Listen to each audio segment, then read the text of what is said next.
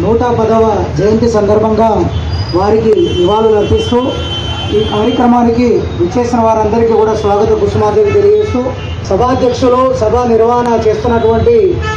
BC రాజ్యాధికార సమితి వ్యవస్థాపక అధ్యక్షులు దాసు సురేష్ గారు మరియు వారి బృందం అంతా కూడా సభావేదిక మీద ఉన్నటువంటి ప్రతి ఒక్కరికి ముందున్నటువంటి వారందరికీ కూడా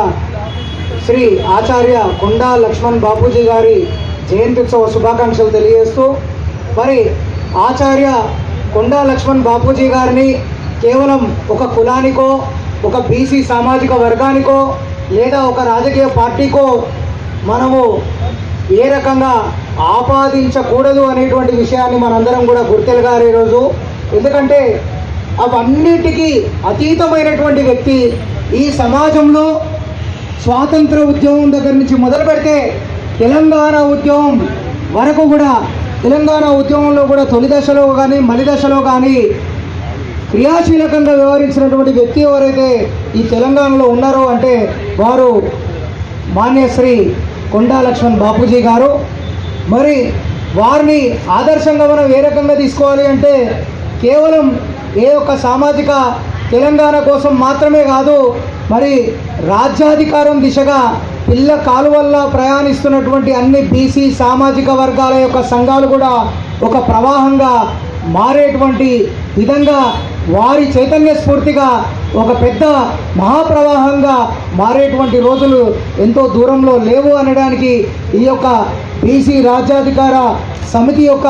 కార్యక్రమాలు కానీ అనేకమైనటువంటి బీసీ వేదికలు చేస్తున్నటువంటి కార్యక్రమాలు కానీ ఈరోజు తెలంగాణ సమాజంలో అద్దం పడుతున్నాయి అనేటువంటి విషయాన్ని మనందరం కూడా తెలుసుకోవాలి.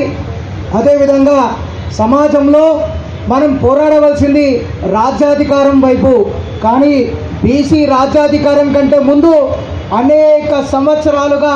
అనేక రాజకీయ వేదికలను ఏర్పాటు చేసుకొని ఈ యొక్క బడుగు బలహీన వర్గాల యొక్క ఓట్లను దండుకున్నటువంటి రాజకీయ పార్టీలన్నింటినీ కూడా మనం ఈరోజు ప్రశ్నించేటువంటి అవసరం ఉంది. అది ఏ రకమైనటువంటి ప్రశ్న అంటే మీ యొక్క రాజకీయ పార్టీలలో ఈ యొక్క తెలంగాణ సమాజంలో 126 బీసీ సామాజిక వర్గాలు ఉంటే అందులో ఎప్పుడు కూడా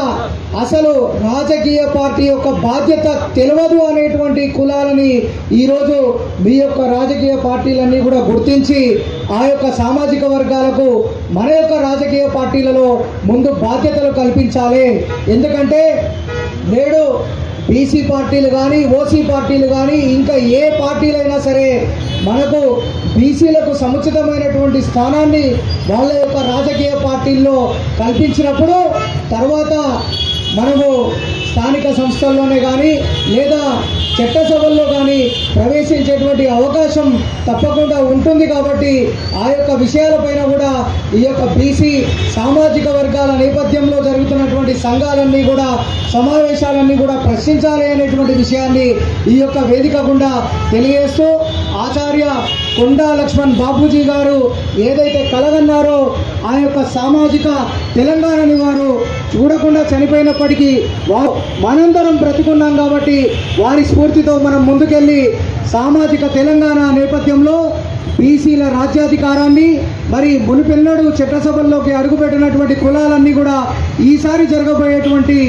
ఎలక్షన్లలో ఖచ్చితంగా చట్టసభల్లో ప్రవేశం ఖచ్చితంగా సంపాదించాలి అనేటువంటి దిశగా మనందరం అడుగులు వేయాలని సభాముఖంగా మీ అందరికీ కూడా తెలియజేస్తూ మనందరం కూడా కలిసికట్టుగా పనిచేసినప్పుడు మాత్రమే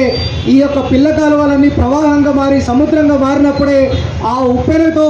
ఆ యొక్క తుఫాన్లో ఈ యొక్క రాజకీయ పార్టీల యొక్క మనుగడ కూడా ప్రశ్నార్థకమైనటువంటి రోజులు ఎంతో దూరంలో లేవు. కాబట్టి ఈ విషయాల్ని తెలియజేసుకోవాలని మనవి చేస్తూ జై తెలంగాణ.